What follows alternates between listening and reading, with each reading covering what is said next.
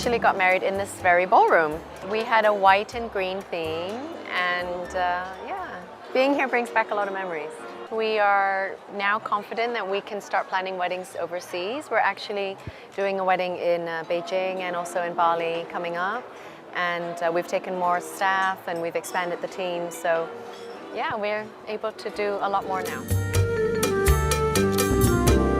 The first one would be to get your guest list organized and make sure that you check with both sets of your parents, because suddenly they might have an extra 100 guests that you didn't know about. Another tip would be to be prepared, ask lots of questions, don't assume anything. Ask your vendors, ask your photographer, your suppliers, even questions that you think are quite obvious, be prepared. Another thing would be to check that your vendors on the day of the wedding would have a dress code. You don't want them turning up in t-shirt and jeans when everyone's in their black tie, formal attire. One other tip would be to get organized. Make sure that you keep a binder or a folder with all your papers, your swatches of fabric, your magazine cutouts. Keep it all in one place, either in a box or in a folder, so that you're organized. Another tip would be to be making a very, very detailed budget of all the items that you think you would need to spend money on, and then add another 15% on top of that for things that you might not even be aware of. When you're halfway through planning your wedding, that's not the time when you want to double your budget. So you want to know what your budget is before you get started. You should also consider breaking in your wedding shoes a couple of weeks before your wedding, because nothing ruins a wedding faster than somebody who's got, if you've the bride and you have blisters on your feet, or your shoes are giving you a hard time. So make sure you break in your wedding shoes. Another tip would be to order enough invitation cards. Often we get a lot of brides calling when they've found, everything's done and sent, and then they're 50 invitation cards short. So even if you're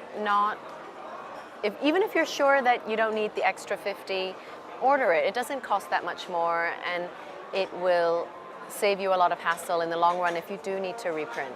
One more tip would be to try out your hair and makeup before your wedding day. A lot of people maybe want to save a little bit of money. They think, oh, it's fine, I'll show them a picture. But you don't want that day to be full of, you don't want to be surprised on that day. So try your hair and makeup, let it go, don't micromanage it, just have a good time. Love is a very important element, and also being patient.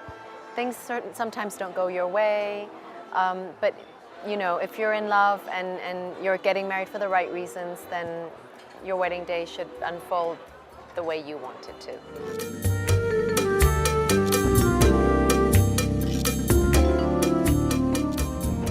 From our past experience, it takes about 200 hours to prepare a wedding. One day you take a few hours, to take up something from your checklist, and you need 1 year to book the right and correct venue for yourself. See if you would need a wedding planner to help you out. Start with the big rocks and then gradually down the list to the minor detail. The minor ones will be the little giveaway and maybe the flowers, the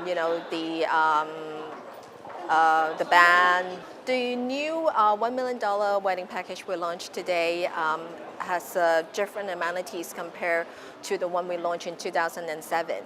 This time we work with quite a few international brands like the Harry Winston, the Vera Wang, Baccarat, ourselves of course, and La Mer. Okay, so what is it included is whoever consumed 1 million minimum food and beverage charge at our ballroom from now till the end of December 31st, they will get a pair of tickets to New York and get a private appointment at Harry Winston flagship and also the Vera Wang flagship store. They also get a pair of Baccarat champagne flutes, a La Mer deluxe facial, one night in our terrace suite also.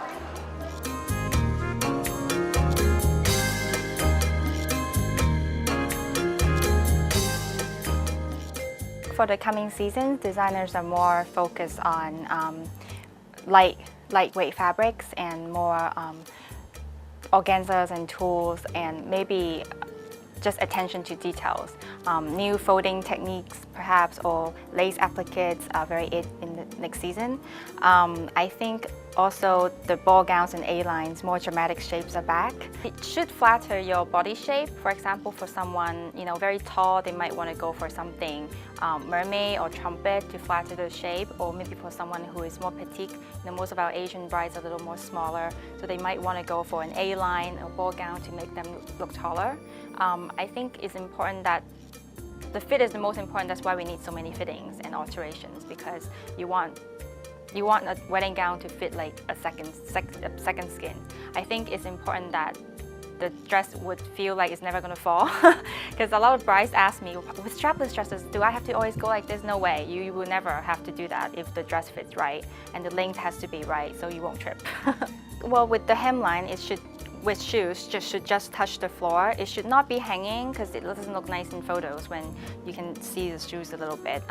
With the train, it really depends on your location. If you're going to have a church wedding, you might want to keep a very long train for a little more dramatic entrance.